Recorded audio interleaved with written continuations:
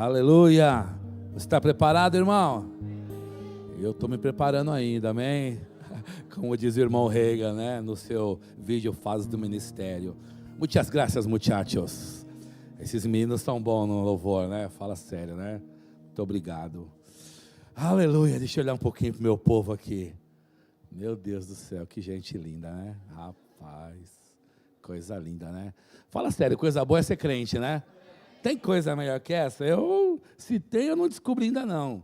Diz que Shangri-La é uma das fontes mais lindas do mundo, mas não creio que seja tão lindo quanto você, meu irmão. Amém? Aleluia. Eu tive a oportunidade de ministrar nas igrejas talvez mais relevantes do Ministério Verbo da Vida, começando lá em Campina Grande. Já estive lá por algumas vezes ministrando, passando por a igreja de Cristiano Arco Verde, pastor Humberto, aqui no Sudeste, e fora do país também estive, tanto Chile, nos Verbos do Chile, Bolívia, Argentina, mas vou te falar uma coisa, nada é tão sério para mim do que ministrar aqui, sabe? É uma coisa assim que me perguntaram outro dia, você ainda treme quando você vai pregar? Eu falei, o dia que eu deixar de tremer, eu vou ter que voltar para o rema, porque quando você tremer é porque você está confiante em você, sabe? Mas quando eu estou confiando nele, eu sigo tremendo. Amém, irmãos? Aleluia. Então, esses dias eu tenho orado e me dedicado a buscar o Senhor, pensando em coisas que Ele tem para fazer. O pastor Zé sempre tem me incentivado que as coisas iriam acontecer, que portas estavam se abrindo. De fato, irmãos, isso não é clichê, não. De fato, portas estão se abrindo. Estou no 20º fim de semana, vou ter uma semana extensa de ministrações pelo Rio de Janeiro, será algo tão poderoso. E Deus está se movendo no meio do seu povo, sabe, meu irmão? Deus está fazendo coisas tão poderosas em nossas vidas. E eu estava, sabe, orando, e Deus falou comigo há uns dias atrás, volta aos primeiros assuntos que você pregava, volta àquelas palavras que te trouxe até hoje, aonde você está.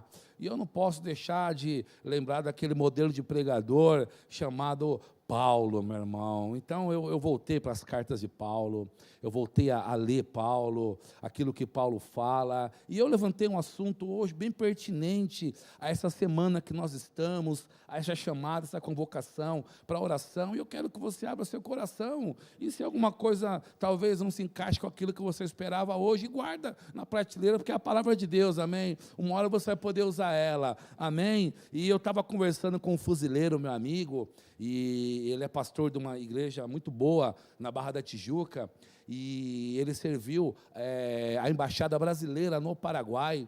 E eu perguntando para ele assim, Siqueira, como que funciona a ONU quando ela chega em um país? Ele falou para mim, Alex, a ONU tem uma função dupla.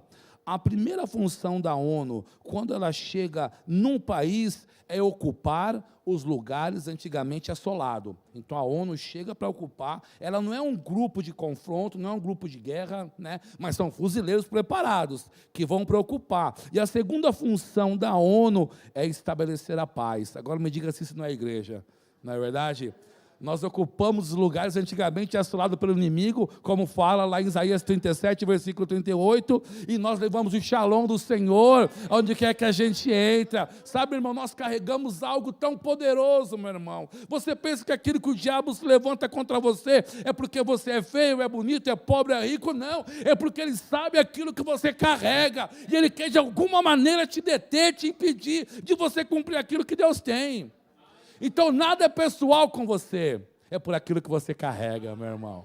Aquilo que você carrega incomoda o diabo, meu irmão. Eu vou te falar uma coisa, enquanto você for crente, você vai incomodar ele, meu irmão. Você vai incomodar ele, porque aquilo que você carrega é divino. Eu me lembro, estava na Argentina, havia acabado de conhecer uma das maiores expressões do ministério, do ofício do evangelista, chamado Carlos Anacondia. Fui na casa dele, depois fui ministrar numa cruzada, estava tudo bem, até o primeiro paralítico se levantar. Quando se levantou, já me chamaram que eu dividi igreja, que eu era macumbeiro.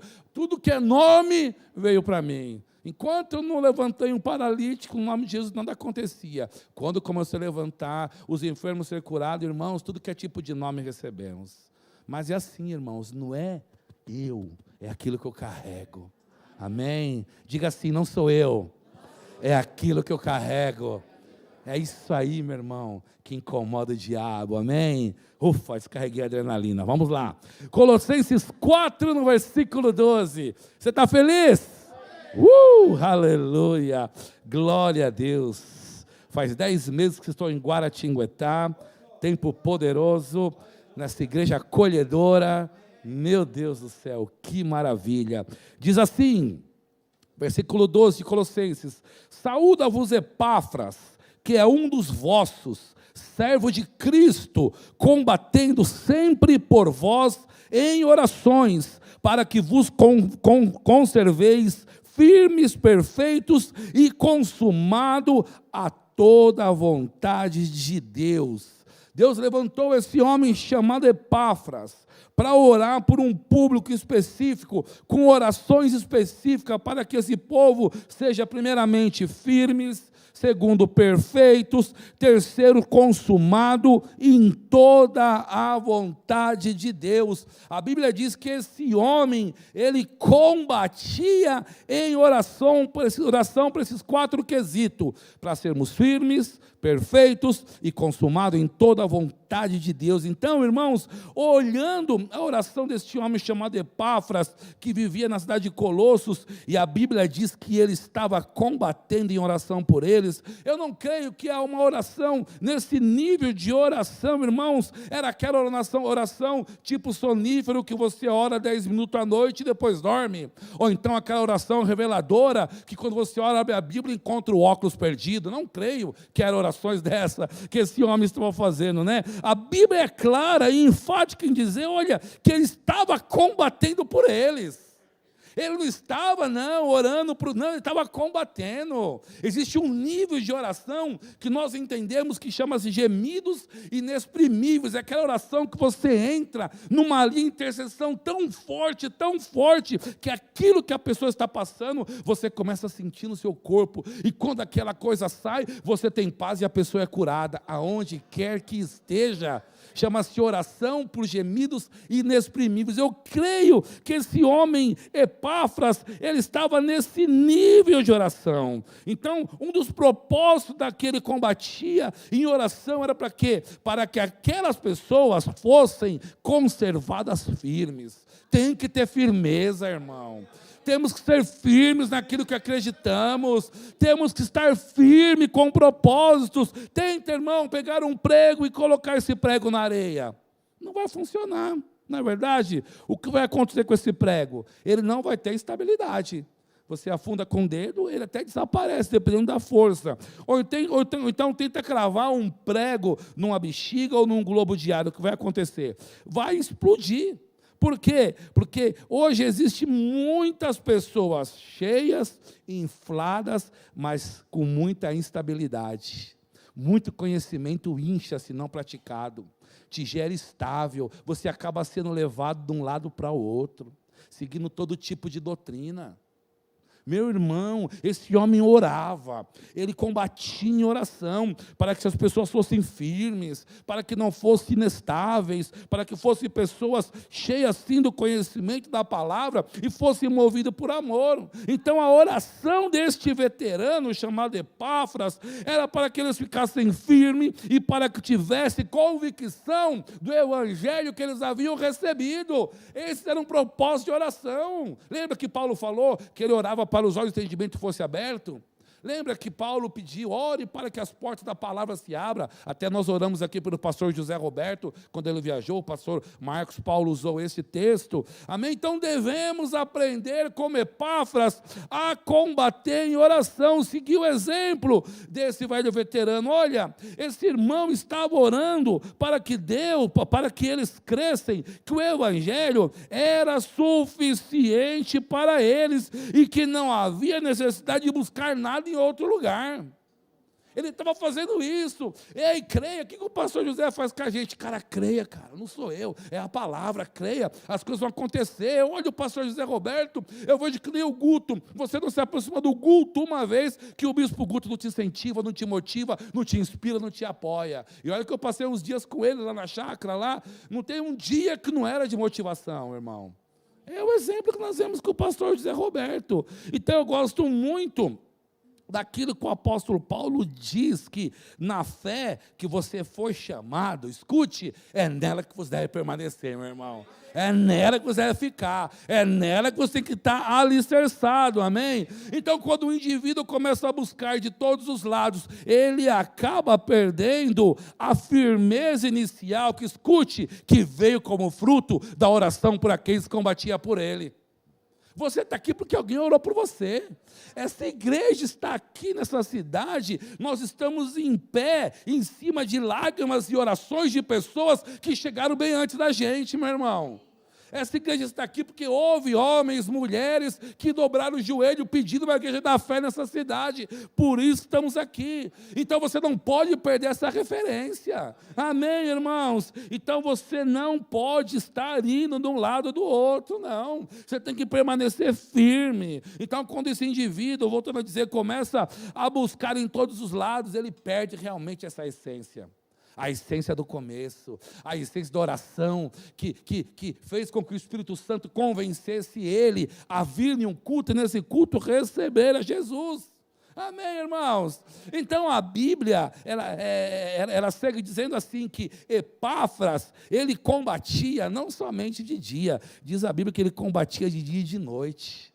Diz que Epáfras orava. Smith Wigglesworth, se você falar 2 vezes, você é batizado com o Espírito Santo e começa a falar com evidência de línguas, até por sinais ao incrédulo, que é aquela língua que você fala em outro idioma. Ele diz assim que ele não orava 1 hora por dia, mas não ficava 1 minuto sem orar.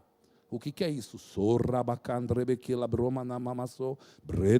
Ele orava em línguas o tempo todo, orando, movendo as águas no interior dele. Então Epáfras, ele combatia noite e dia, ele orava. O que ele intercedia de dia e de noite era para que as pessoas fossem conservadas firmes.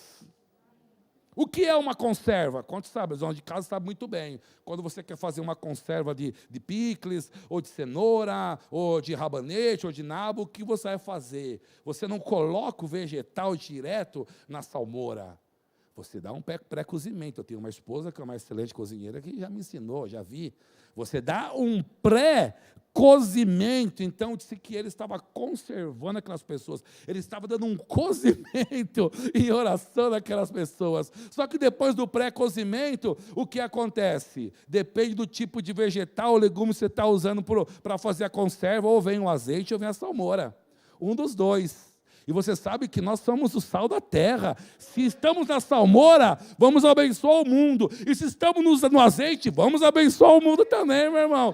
Então, de que maneira que Epáfras orava para que aquelas pessoas fossem conservados? Ou seja, salmoura, ou seja, azeite, de alguma maneira, vamos ser alguma coisa para alguém. Visto que vale lembrar que uma pessoa só é importante quando é importante para alguém. Amém, irmãos? Aleluia! Glória a Deus. Então, ele estava lá pré-cozindo aqueles irmãos em oração. Ele estava clamando de dia e de noite. Amém? Agora você imagina. Eu pego aquele vaso de picles, preparei junto com minha digníssima, né, e conservei ele e guardei aquele picles para uma visita especial. Aí quando aquela visita, o pastor Marcos Paulo, meu dileto, quando ele chega em casa, eu falo, eu tenho algo especial para o senhor. E quando eu abro aquele picles, irmão, sabe? Quando eu abro aquele picles, todo aquele cheiro que está há 1 ano armazenado ali dentro, ou seja, na salmoura, ou no azeite, aquele cheiro vai dominar todo o local. E é impossível quem estiver naquele ambiente não sentir o cheiro daquele picles. Agora imagina aquele crente que está sendo conservado em oração. Não, você não entendeu. Conservada na oração, conservada no azeite. Quando esse crente abria a boca, eu ia falar, oxi, o que aconteceu aqui? Rapaz, alguém passou aqui, eu senti alguma coisa. Rapaz, deu até um arrepio na espinha. Quando ele fala de novo, meu Deus do céu, que é isso? É a presença, meu irmão. É aquilo que você carrega, despertando pessoas. Sabe aquela coisa que você vai no local, gosta de pensar assim, e a pessoa fala, nossa, você chegou aqui, me deu assim uma cosquinha da barriga, ou eu senti uma paz assim. É o que você carrega, meu irmão. É o bom perfume de Cristo. É os Epáfras aqui de manhã te mantendo em oração. É os Epáfras clamando por você de dia e de noite, para que as coisas aconteçam, meu irmão. Aleluia. Quando estamos preservados no Senhor, diante dessa firmeza que foi o alvo da oração, ao abrirmos nossas bocas, irmãos, serão palavras carregadas com o bom perfume de Cristo. Aleluia, aleluia. Por onde passávamos, vamos deixar esse rastro. O pastor Zé tem um perfume que quando ele passa, já anuncia lá na porta o perfume dele. E eu sei de onde vem essas heranças, que eu conheço a história. A gente é lá de 30 anos atrás, né? Amém? 30 anos a gente somos amigos, amém? Então a gente se conhece um pouquinho, né? Aleluia! Ele combatia em oração, Epáfras, para que as pessoas se mantivessem firmes, agora, exalando o bom perfume, e esta boa fragrância, por onde ele passava, influenciava as pessoas. Disse mais, diz que ele seguia orando, para que as pessoas fossem não somente firmes, agora olha, perfeitas. Uau! Tem um lugar de perfeição reservado para você. Ainda que o religioso pode dizer perfeito é só ele, mas tem um lugar para você, porque nele nós somos. Nele nós somos perfeitos, irmãos. Uma coisa faço, esquecendo as coisas para trás estão. Eu avanço para o alvo da soberana vocação. Existe um alvo que vai te levar a uma vocação perfeita. Então ele estava orando para que essas pessoas, além de serem firmes, estáveis, fossem perfeitas. E olha que interessante, se nele nós somos perfeitos, e se ainda não estamos no processo de aperfeiçoamento. Se você não se vê, aquele que está sujo, que se suje mais, mas aquele que está limpo vai se limpar cada dia mais. Estamos em um processo de aperfeiçoamento contínuo. Por isso que é importante estarmos, irmãos, submetidos a essa unção, essa palavra, a esse ambiente, próximo ao pastor, porque só é lembrado quem é visto, amém, irmão? Quem não é visto não é lembrado. Essa é uma dinâmica, é uma regra da vida, amém, irmãos? Então, nele somos perfeitos, então guarda isso. Se ainda não somos, estamos num processo de aperfeiçoamento, porque nele, naquilo que ele conquistou, nós já somos perfeitos, e o caminho para essa perfeição foi trilhado por Jesus Cristo, e ele já nos entregou. Então não inclua o erro de querer dizer que só ele é perfeito, não, nele nós somos, porque nós somos nele, ele em nós, amém? Se você pega aqui um copo de café e você pega aqui um copo de leite, você tem duas substâncias com cores diferentes, mas a partir do momento que você mistura as duas substâncias, gera uma terceira cor que não pode mais se separar. Assim é eu nele, ele em mim. Aonde eu passar, abrir minha boca, a fragrância vai sair, e vão olhar, será que é Jesus? Será que é Alex? Vamos pensar que é Jesus caminhando por aqui, meu irmão. Assim é você com ele. Aleluia! Se anima, você carrega algo poderoso. Creia que você é um agente influenciador. Creia que a sua vida, irmão, ela é uma vida distinta para abençoar pessoas. Oh, aleluia! Filipenses 3, versículo 14 e 15. Diz assim: uma coisa faço e seguirei, fazendo, me esquecendo as coisas que para trás fica, eu avanço para o alvo da soberana vocação. E uma outra tradução diz assim: para o alvo da perfeita vocação. Há um lugar de perfeição.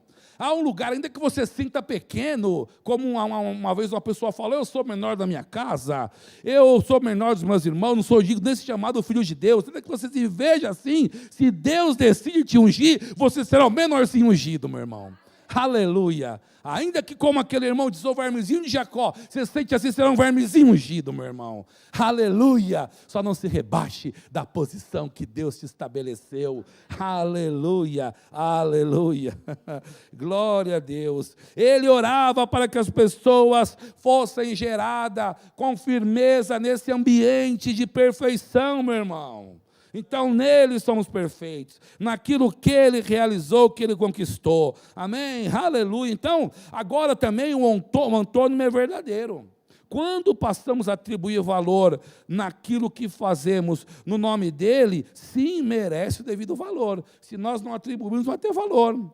Se você se vê nele perfeito, cara, você está no caminho certo, como a Sandra faz, ó, com os 2 dedos e joinha. Não é verdade agora? Se você não vê em você atributos para que ele possa reconhecer ele em você, é verdadeiro também.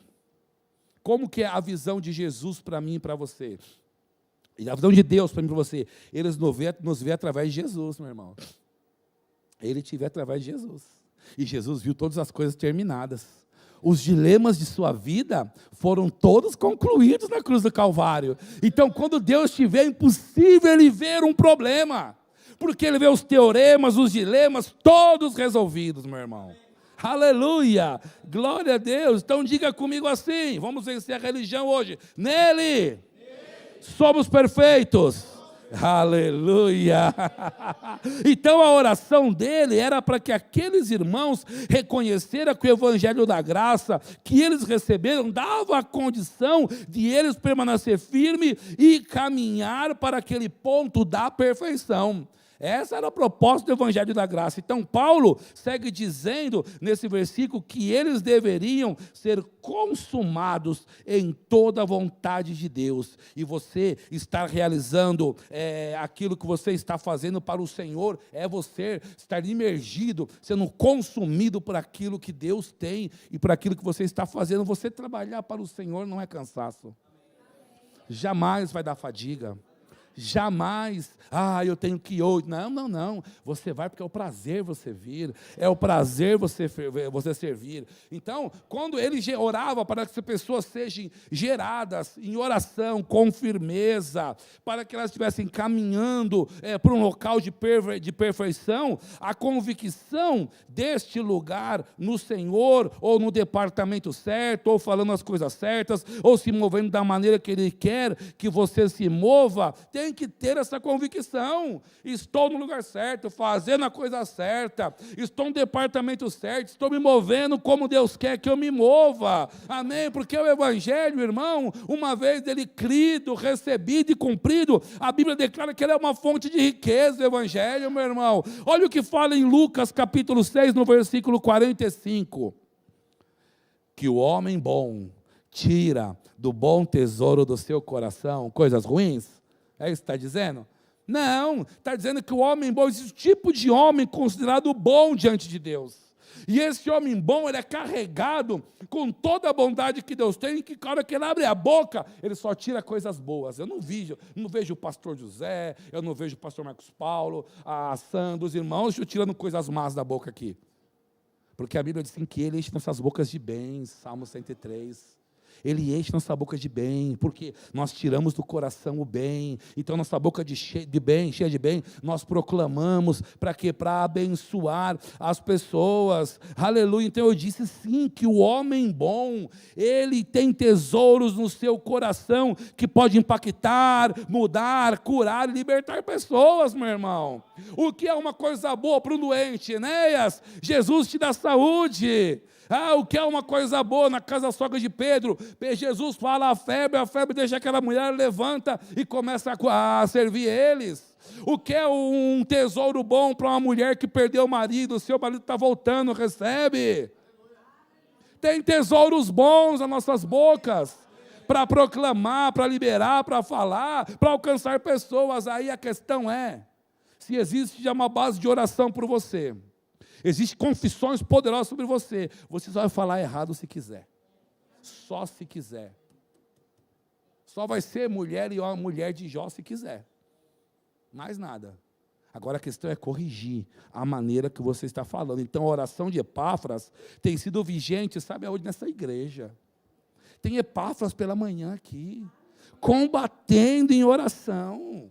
Tem Epáfras aqui, que estão orando, irmão, para que as coisas aconteçam. Estamos em pé porque tem Epáfras aqui que ora. Então eu vejo, irmãos, portas sendo abertas, coisas sendo geradas, Deus construindo edifícios de oração, porque pessoas oram, meu irmão. Pessoas estão orando para que as coisas aconteçam. Tem pessoas orando para que nós sejamos conservados, para que sejamos firmes, perfeitos e plenamente seguros em toda a vontade de Deus. Esse é o modelo de oração de Epáfras. Amém, irmão? Aleluia!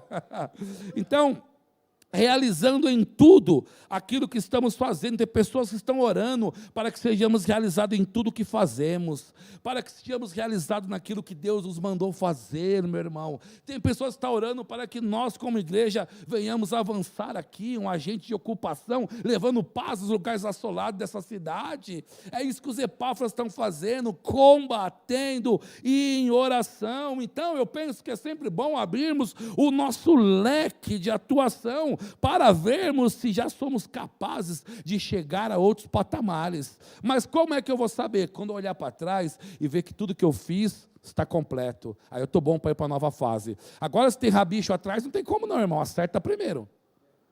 Não quer ser promovido para um outro departamento e deixar um departamento anterior aberto. Negativo. Está errado. Você só vai para uma fase em promoção quando você conclui a fase anterior. É aí que muitos falham. Não quer concluir a primeira fase, quer ir para a segunda, vai patinar. Amém, irmãos?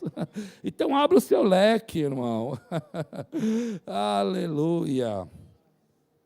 Sabe que nós somos capazes de gerir, somos capazes de falar, capazes de atuar, capazes de... Não tem ninguém aqui que seja incapaz, irmãos.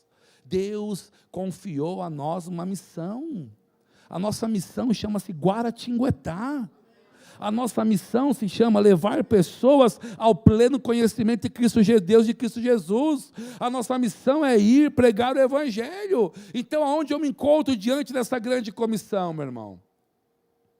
Eu não posso ficar longe dessas verdades. Uma vez tem pessoas que estão me mantendo em oração. Amém? Então, quando você olha para trás, realmente entende que foi concluído o que você fez lá atrás, aí eu digo que você está pronto para ir para outro lugar, para ir um pouco mais adiante, para enxergar um pouco mais longe. Amém, irmãos?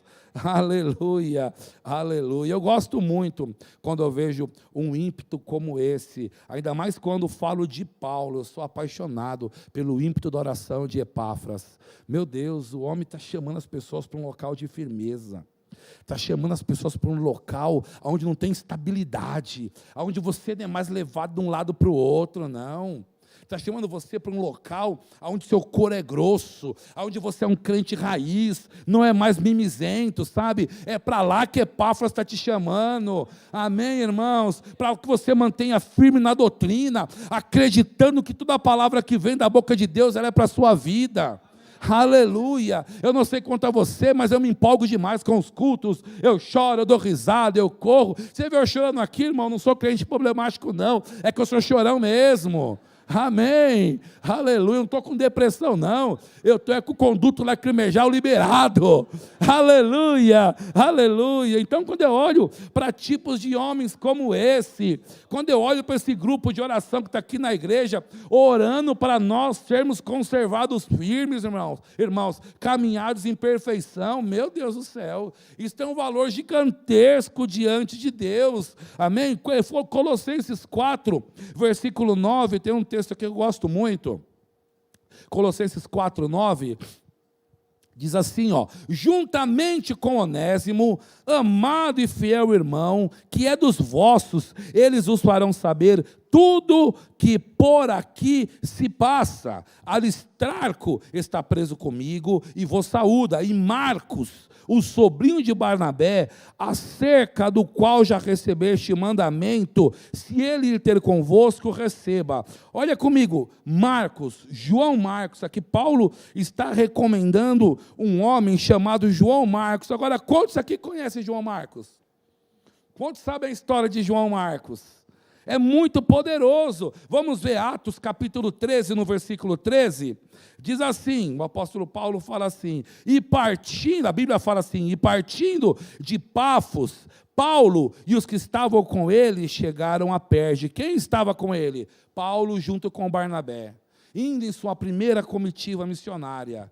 Paulo se preparou em Antioquia, Paulo estava diante de unções de profetas e de mestres. Paulo recebeu da segunda base missionária, que era a base de Antioquia, a primeira era Jerusalém. Uma vez que Paulo se expôs àquelas unções, disse o Espírito Santo, separai-me para mim, e a Barnabé e a Paulo, para a obra que eu os tenho reservada. Então o que acontece? Barnabé, vendo que era necessário ter um secretário para caminhar com eles, que Barnabé fala? Ele vai para quê? Para a igreja familiar. Ele fala, ei Paulo, eu tenho um sobrinho aqui, o que você acha, cara? De levar João Marcos comigo. Ele é meu sobrinho, eu conheço o caráter dele, conheço a mãe dele, sabe? Parafraseando aqui com você, criando assim, um pano de fundo. Eu vi ele crescer, o que você acha? Rapaz, é bom, rapaz. Eu aposto nele, cara. Sabe aquela coisa do antigo, que tirava um bigodinho aqui e fala, ó, eu empenho o fio do meu bigode? Os antigos faziam assim, não é verdade? Ou só eu que... Não sou antigo, não. Amém, irmãos? Então, diz aqui no versículo 13, depois que Barnabé fez todo esse empenho para levar um secretário, para assim dizer, chamado João Marcos com ele, diz assim, ó, partindo de Pafos, Paulo e os que estavam com ele chegaram a Perge, da Panfilha. Mas em Perge, irmãos, o chicote estalou, meu irmão. O bambu cantou em Perge, meu irmão. Em Perge as coisas não foram tão bem como eles esperavam. Aliás, a primeira viagem de Paulo, nenhuma cidade foi boa as coisas. Na primeira viagem de Paulo, meu irmão, a primeira empreitada missionária do apóstolo Paulo, junto com Barnabé, aquele que tinha dado um terreno para a igreja, lembra? A primeira viagem dele, o chicote cantou, a havaiana falou, meu irmão. Por tudo que é lado era pressão, cilada dos patrícios, pressão dos irmãos que eles estavam ganhando para Jesus, a guarda imperial querendo prender, e o sobrinho de Barnabé, que nem chamada tinha, estava por conveniência, porque queria viajar de barco, e Barnabé achou que a vida espiritual era nepotismo, né? Barnabé achou que se ele era o sobrinho. Não, não é nepotismo, vida espiritual, meu irmão. Você conquista o seu lado em oração. E João Marcos viu, meu irmão, o sapo cantando nessa cidade. Sabe o que João Marcos fez, meu irmão? Ele falou, para mim aqui já dá, estou fora. Não sei se você já ouviu nesses dias essa palavra, estou fora, até aqui cheguei. Ah, meu irmão. Meu Deus do céu. Apartando-se deles, voltou para Jerusalém. Olha que eles estavam numa empreitada missionária, meu irmão, com 2 baluartes da igreja. Estavam na empreitada missionária, João Marcos, com 2 carvalhos de justiça estabelecidos em Antioquia. Homens que o Espírito Santo chamou eles pelo nome e enviou ao campo. Sabe, irmãos, nós temos tido a oportunidade de estar diante de tantos homens ungidos, meu irmão. Temos a oportunidade de ter unções passando por nossas vidas. Eu digo de mim. Eu tive a oportunidade de receber imposição de mãos de T.L. Osborne, recebi imposição de mãos de Reinhard Bonk, Daniel Kolenda. Sabe, o que eu fiz com essa imposição de mãos? Eu estou operando nelas, meu irmão. Aquilo que Scott Webb pregou aqui, que essas unções você recebe, ela fica, eu creio firmemente nisso. Às vezes estou pregando uma mensagem sobre cura divina, eu não sei se são palavras minhas ou se são palavras que eu li de T.L. Osborne, mas sabe uma coisa, eu quero é pregar. Se Paulo mandou imitar ele, eu não tenho problema de imitar T.L. Osborne, meu irmão. Aleluia! Aleluia, glória a Deus. Eles estavam diante de 2 carvalhos de justiça e decidiu retornar, meu irmão. Então esse sobrinho que foi para aquela primeira viagem missionária desistiu no meio do caminho, quando nada mais estava funcionando. Ah, não estou vendo. Ai, como era bom correr na igreja, fazer ha. Eu não fui chamado para sofrer, não fui chamado para... Eu vou correr com a mensagem da Sandra, eu vou fazer ha com a mensagem do pastor Zé. Ele queria voltar para casa de manhã. Ele voltou para a igreja local. Ele queria ficar lá, ele podia dar carreira. Sabe que você numa situação de pressão, por exemplo, vou falar de mim num pavilhão, que eu sou um capelão prisional, onde tem lá os mexicanos, né, do cartel de Sinaloa, os bolivianos, ali tem os colombianos, cútios, sabe, irmãos, uma palavra errada e um passe falso para você na pregação do evangelho, o bambu pode cantar para você também, meu irmão. Então, muitos não querem ter essa prova do campo missionário, e foi com ele.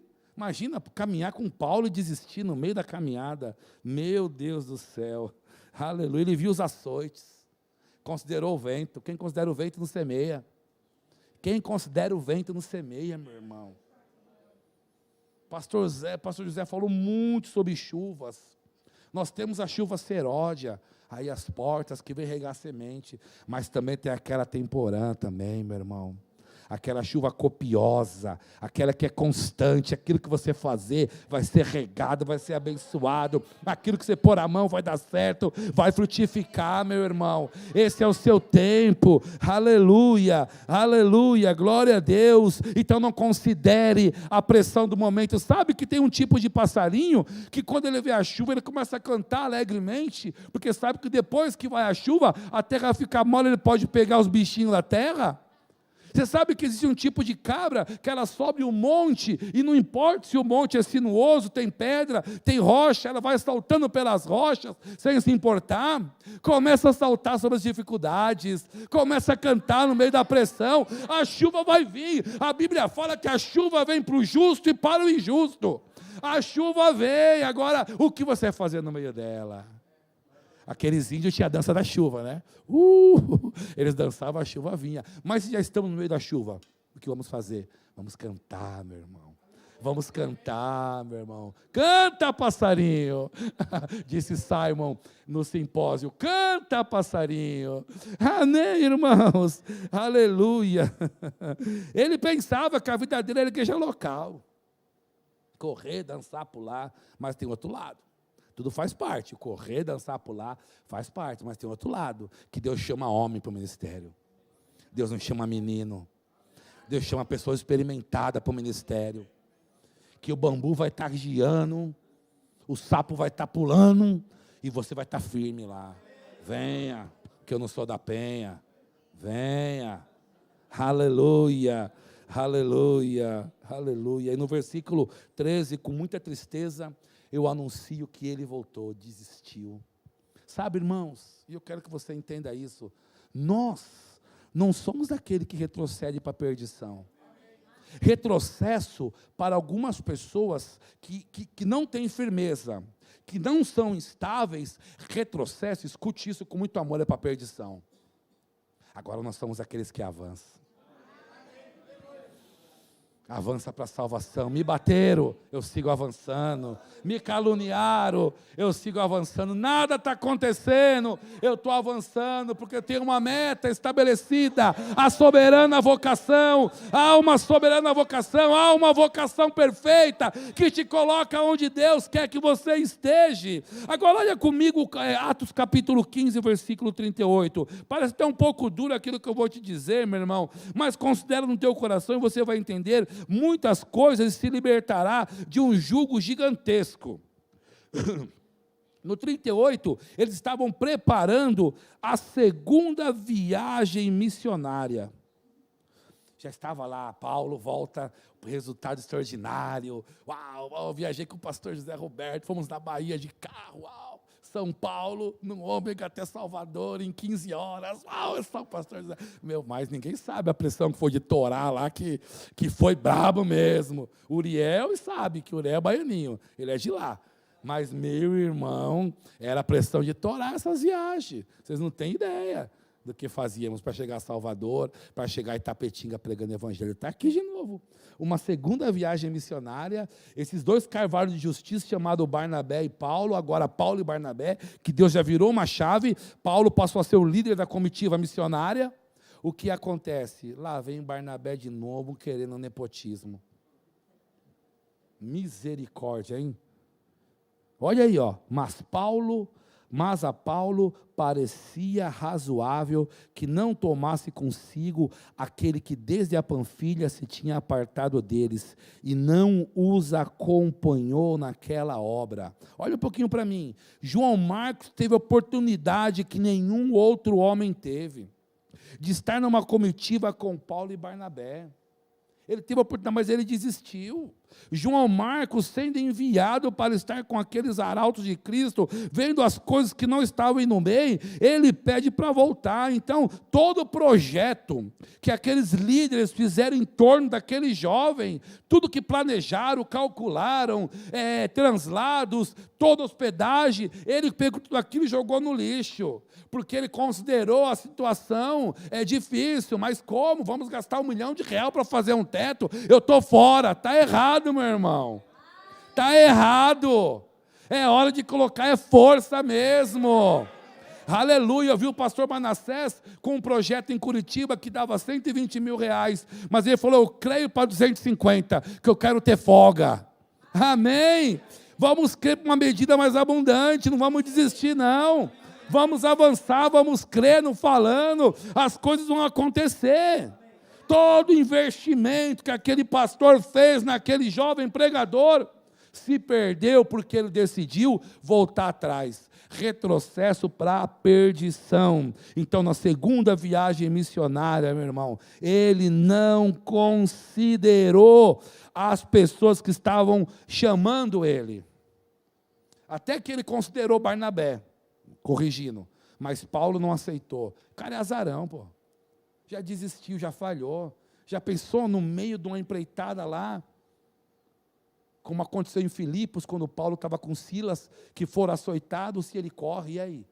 Vamos pensar o que do povo cristão quando corre diante da tempestade? Canta, passarinho, canta na tempestade, aleluia. Então escuta uma coisa, eu quero que você me ame, meu irmão, no que eu vou te dizer, é tempo de peneirarmos nossas amizades. É tempo de peneirarmos nossas amizades.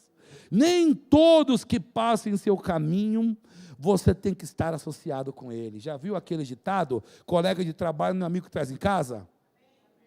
Colega de trabalho não é amigo que leva para casa não, meu irmão. Colega de trabalho é só do trabalho. Aleluia. Então tem pessoas, irmãos, que estão no seu caminho, que estão andando em caminhos de morte. E ela pode levar você a tropeçar junto com ela e cair no mesmo buraco, porque se um cego guiar outro cego, os dois vão cair na mesma cova. Isso foi Jesus que disse, não foi eu. Ok? Peneira suas amizades. Eu não acredito, irmão, numa amizade que te faz sair de um culto, que te leva para situações que não são boas. Eu não acredito em pessoas que chegam na sua casa em horário de culto. Isso não é bom. Exemplo típico, a minha sogra Isabel esteve aqui, chegava a visita na casa dela na hora do culto, fica aqui, quando eu voltar a gente almoça, ou melhor, vamos comigo para o culto então. Nunca mais vi um lar de culto na casa dela. Mas trocamos muito rápido, né? Ah, mas é tadinho, veio de longe. Não, meu irmão, não faça isso não. Amém, aleluia. Eu aprendi a renunciar a muitas coisas nas nossas vidas.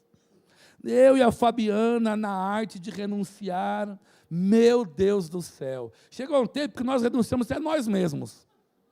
Ela vivia com cabelo de mulher de pedreiro desempregado, 2 dedos de raiz, eu gordo, parecendo um sapo velho, mas um dia a gente despertou, porque teve um homem chamado Zé Roberto que me acordou do sono que eu estava. Você pensa que às vezes que ele falava aqui no culto, Alex, a gente estava ajoelhado chorando lá no Paraguai, que às vezes que ele me chamava aqui, vocês não sabiam o outro lado. Amém, irmãos? Aleluia! Então, eu e a Fabiana decidimos a não viver como mimizentos. Acreditamos na oração de Epáfras, acreditamos para ser firme, fomos conservados no Senhor. Sabe por que decidimos? Porque provas e tribulação todo mundo tem, chuvas caem sobre injustos cai, mas eu quero fazer como Paulo disse, uma coisa faço, de novo digo, esquecendo as coisas que para trás estão. Ah, me feriram, já esqueci, falaram, já está para trás. Ah, David Robertson fala, tira uma granada, joga para trás para não correr pela mesma ponte que você passou por ela. Pontes vencidas são pontes derrubadas.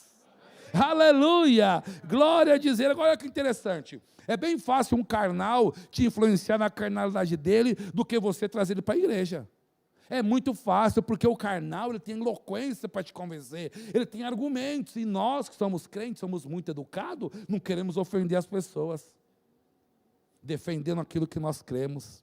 Mas sabe de uma coisa? A Bíblia diz que os violentos são aqueles que vão arrebatar aquilo que é dele para o reino de Deus. É tempo de você colocar violência naquilo que você quer para a tua vida, meu irmão. Aleluia, porque cheio de ideologias por aí que quer te arrastar para a periferia dos pensamentos deles, quando na verdade você devia arrancá-los de lá e trazer para a atmosfera que você está. Aleluia, glória a Deus. Eles são muito rápidos. Eu estava uma vez andando numa rua no Paris, e eu parei numa loja, está lá um mapa, uma foto da mesquita de Omar. Quando eu parei na vitrine, quando eu vi a mesquita de Omar, colou um muçulmano. Eu te convido para se converter ao islamismo hoje. Você aceita? Não durou 2 segundos. 2 segundos um muçulmano me convidou para me converter ao islamismo. E eu, cheio da palavra, fiquei assustado. Ai, Satanás, eu fui embora. O que você vai fazer, como diz o apóstolo Pedro, quando alguém pedir a razão da sua fé? Eu estava lá, eu vi um homem, um mecânico, eu era aluno do Rema, o mecânico estava embaixo de um caminhão, o caminhão soltou o freio, esmagou o peito dele, o homem estava convulsionando, a catadora de papel da rua em cima dele, eu repreendo a morte em nome de Jesus, ordeno vida, e eu cheio da palavra olhando, o quanto eu devia estar ajoelhado com a cima daquele homem. Sabe por quê, irmão? Porque a zona de conforto é muito fácil para todo mundo. Muitos temos muito de João Marcos dentro do nosso interior, é mais fácil desistir como João Marcos do que aguentar a pressão e ir para cima. Aguenta a pressão. Bambu está cantando, aguenta. Pisa firme naquilo que Deus te falou. Avança na revelação. O evangelho não se negocia. É o dom mais precioso que Deus te entregou. Paulo foi muito duro quando ele disse: não é razoável trazer mais esse rapaz conosco. Tem pessoas que não é razoável mais estar contigo. Tem pessoas que não tem que pertencer a seu métier mais. É tempo de dar um basta. Pincela as amizades. Aleluia. Glória a Deus. Quando nós estudamos a fundo a vida de Barnabé e a vida de Paulo, é 2 paralelos extremos maravilhosos. Porque Barnabé, depois que Paulo resistiu a ele, Barnabé falou assim: meu sobrinho não vai, eu também não vou. Paulo falou: pega o beco. Eu não vou sofrer por isso. Se eu vou embora, não vou sofrer por isso. Sabe o que aconteceu? Barnabé voltou para a Galácia. Ele foi estar na igreja familiar, a primeira igreja que Paulo fundou, entre os parentes, e foi para lá. Não ouve-se falar mais de Barnabé, depois de Atos 15, 58, não se fala mais de Barnabé. Agora Paulo foi de cidade em cidade, Paulo foi de aldeia em aldeia, Paulo viajou o Mediterrâneo, Paulo no espaço de 2 anos, com 12 homens, pregou o evangelho em toda a Ásia Menor. Paulo pregou para aquele mago de Pafos, Paulo pregou para tantas e tantas e tantas pessoas. Por quê? Uma coisa faço, esquecendo as coisas que para trás estão, eu avanço para o alvo da soberana vocação. Ninguém parava aquele homem chamado Paulo, era imparável aquele homem, era uma máquina, era, como diz Joyce Meyer, um puro sangue judeu, era um homem que nada podia deter, nem espada, nem fronteira, nem cadeia, nem tempestade. Paulo tomou 4 sentenças de chicotada menos uma. A biologia de um homem aguenta 39 chicotadas, no intervalo de um dia, 4 vezes. Só que a 4ª sentença não pode ser 39, tem que ser 38, porque o organismo não aguenta, era comprovado isso. Paulo tomou 4 sentenças num dia menos uma. Paulo teve naufrágios, passou a noite na voragem do mar, foi picado por cobra, mas ele era imparável. Deus está levantando uma geração de homens e mulheres imparáveis. Está difícil, eu estou seguindo. Não tenho, eu estou seguindo. Eu tenho, eu estou seguindo. Não está acontecendo, eu estou seguindo. Está acontecendo, eu estou seguindo. Porque as coisas não importam mais. São somente ferramentas para executar aquilo que Deus te chamou para fazer. Aleluia! Oh, aleluia! Glória a Deus! E Paulo seguia procurando Timóteos, procurando Titos. Paulo estabelecia de cidade em cidade igrejas. Paulo passou por N situações. Mas sabe de uma coisa, irmãos? Ele estava sendo sustentado por uma palavra. Lá que Deus deu através da boca de Ananias, em Atos capítulo 9, versículo 15. Olha o que ele disse: disse-lhe, porém, o Senhor: vai, porque este é para mim vaso escolhido, e para levar o meu nome diante dos gentios, dos reis, dos filhos de Israel. E eu lhe mostrarei o quanto deve padecer pelo meu nome. Paulo estava diante daquilo, debaixo de uma palavra que ele recebeu através de Ananias. Esse padecimento cristão aqui não está referindo-se a uma vida de que a vitória vai gemendo e geme e chora, não. É um padecimento cristão que faz, como diz o apóstolo Pedro, você ajuntar na sua cabeça brasas de fogo, meu irmão. É desse padecimento. O padecimento de Paulo foi os açoites, as prisões, a voragem do mar, as ciladas, as traições, meu irmão. Esse foi o padecimento cristão que o apóstolo Paulo passou. Aleluia. Aleluia, aleluia. É tempo, irmãos, de pincelar realmente as pessoas que vão estar ao seu lado. Pincela. Porque eu não quero um dia ser enquadrado aqui em Atos 15, 38, mas parecia razoável que não tomasse consigo aquele que desde a Panfilha havia apartado deles naquela obra. Não era certo, irmão. Volta para o fim da fila. Faça de novo rema, estude de novo, se prepare de novo, faça novos resumos, e quando tiver segurança, se candidate. Aleluia. Sabe quanto tempo levou? Atos 15, versículo 38, para Paulo chamar novamente João Marcos para o ministério. 22 anos. Eu não quero, irmão, está aqui resvalando, escorregando 22 anos naquilo que Deus quer que eu faça. 22 anos se passaram até que Paulo chama de novo ele. Vamos lá, Colossenses 4, versículo 10. Eu vou caminhando para o fim. Aleluia. Aristarco, que está preso comigo, vos saúda. Marcos, o sobrinho de Barnabé, acerca da qual recebestes mandamento, se ele for ter convosco, recebei-o. Versículo 9, diz assim, 2 Timóteo 4,9, de novo, outro texto, 2 Timóteo 4,9, diz assim: procura vir ter depressa comigo. Olha o que ele diz: porque Demas me desamparou amando o presente século, e foi para Tessalônica, Crescente para a Galácia, Tito para a Dalmácia. Aí Paulo fala num grande pesar: só Lucas está comigo. Só Lucas está, irmãos. Nos momentos de maior pressão que nós passamos no campo missionário, era pincelada as pessoas que estavam conosco. Uma delas foi essa igreja, foi o pastor José Roberto, foi a Sandra, foi o pastor Marcos Paulo, pessoas que, uma vez eu olhei o pastor Marcos Paulo, e ele falou assim para mim do nada: não vai desmaiar, não me dá pressão não. Eu falei: que petulante. Ela estava me exortando a me manter firme. Estava me incentivando a não considerar a circunstância. Estava falando: passarinho, cante, porque a tempestade está aí. Meu Deus do céu, olha que interessante, Paulo fala: só Lucas está comigo. Aí ele vem e fala: toma agora Marcos. Sabe que Marcos? O João Marcos restaurado. O João Marcos, 22 anos de treinamento, rema, escola de missões, rema de novo, Jocum, tudo que é tipo de curso que você possa fazer, esse rapaz fez. Então ele fala: toma Marcos, e traz contigo. Agora olha que interessante, porque ele me é útil para o ministério. Diga assim para o seu irmão: você é útil para o ministério.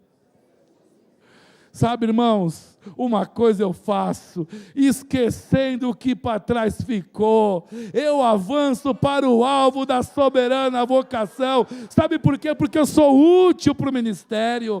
Eu sou útil para o ministério.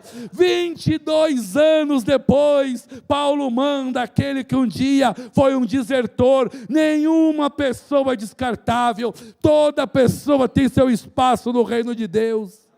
Aleluia.